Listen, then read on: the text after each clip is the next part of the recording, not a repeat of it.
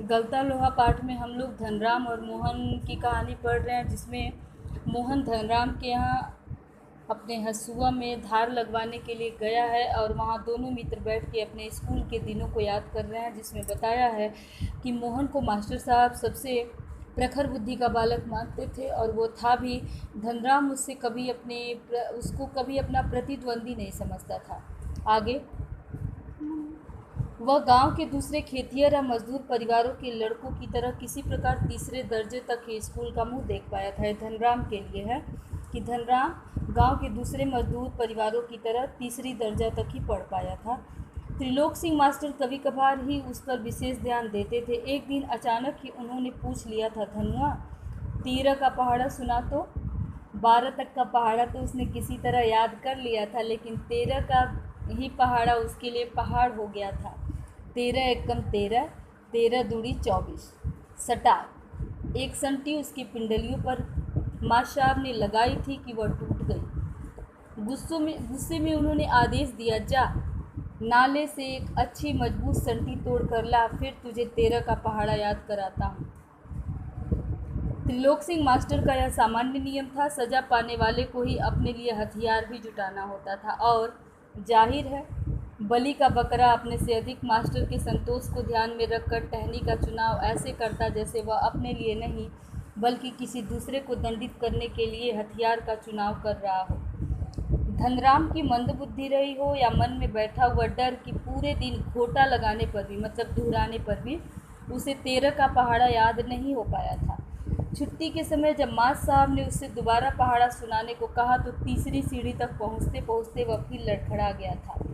लेकिन इस बार मास्टर त्रिलोक सिंह ने उसके लाए हुए बेत का उपयोग करने की बजाय जबान की चाबुक लगा दी थी, जिसको कमेंट्स बोलते हैं। तो दिमाग में तो लोहा भरा है रे, विद्या का ताप कहाँ लगेगा इसमें। यहाँ होगा तो की जगह, तेरे दिमाग में तो लोहा भरा है रे, विद्या का ताप कहाँ लगेगा इसमें। अपने थैले से 5-6 दरातियाँ निकाल कर उन्होंने धनराम को धार लगा लाने के लिए पकड़ा दी थी। किताबों की विद्या का ताप लगाने की सामर्थ्य धनराम के पिता की नहीं थी।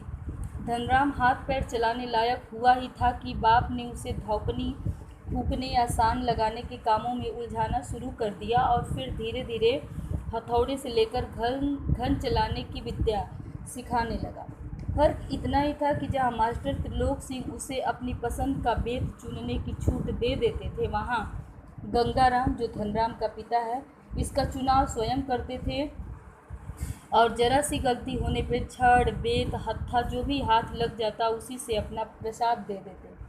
एक दिन गंगाराम अचानक चल बसे तो धनराम ने सहज भाव से उनकी विरासत संभाल ली और पास पड़ोस के गांव वालों को याद नहीं रहा कि वे कब गंगाराम के आफर को धनराम का आफर कहने लगे थे। प्राइमरी स्कूल की सीमा लांघते ही मोहन ने छात्रवृत्ति प्राप्त कर त्रिलोक सिंह मास्टर की भविष्यवाणी को किसी हद तक सिद्ध कर दिया तो साधारण हैसियत वाले यजमानों की पुरोहिताई करने वाले बंसीधर तिवारी का हौसला बढ़ गया और वे भी अपने पुत्र को पढ़ा लिखा कर बड़ा आदमी बनाने का स्वप्न देखने लगे। पीढ़ियों से चले आते पैतृक धंधे ने उन्हें निराश कर दिया था। दान दक्षिणा के बूथ पर वे किसी तरह परिवार का आधा पेट भर पाते थे। मोहन पढ़ लिख कर वंश का दारिद्र्य मिटा दे, यह उनकी हार्दिक इच्छा थी, लेकिन इच्छा होने भर से ही सब कुछ नहीं हो जाता। आगे की पढ़ाई के लिए जो स्कूल था वह गांव से 4 मील दूर था। 2 मील की चढ़ाई के अलावा बरसात के मौसम में रास्ते में पड़ने वाली नदी की समस्या अलग थी। तो भी बंसीधर ने हिम्मत नहीं हारी और लड़के का नाम स्कूल में लिखा दिया।